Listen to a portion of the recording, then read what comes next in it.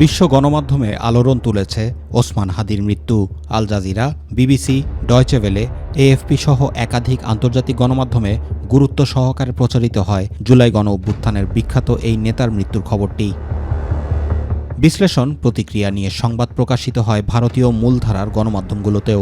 মৃত্যু পরবর্তী বিক্ষোভ আন্দোলনের খবরও উঠে আসে রয়টার্স, এপি সহ বিভিন্ন বার্তা সংস্থাতে। বৃহস্পতিবার বাংলাদেশ সময় 9:30টায় সিঙ্গাপুরের একটি হাসপাতালে চিকিৎসাধীন ওসমান হাদির লাইফ সাপোর্ট খুলে নেওয়া হয়।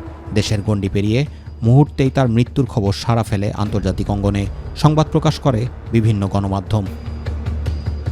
হাদিকে স্বৈরাচারী আন্দোলনের আলোচিত নেতৃত্ব আখ্যা দেয় কাতার ভিত্তিক সংবাদ মাধ্যম আল জাজিরা। শেখ হাসিনার পতনের পেছনে তার অবদানের বিষয়টি তুলে ধরা হয় প্রতিবেদনে।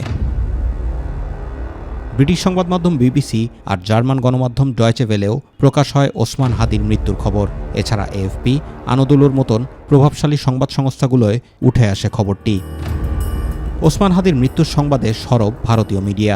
দেশটির সরকারি বার্তা সংস্থা পিটিআই, এএনআই সহ মূলধারার গণমাধ্যম এনডিটিভি, ইন্ডিয়ান এক্সপ্রেস ও দ্য হিন্দুতেও জায়গা পায় ইনকিলাব মঞ্চের মুখপাত্রের মৃত্যুর খবর। Zubair Rahman, My TV news.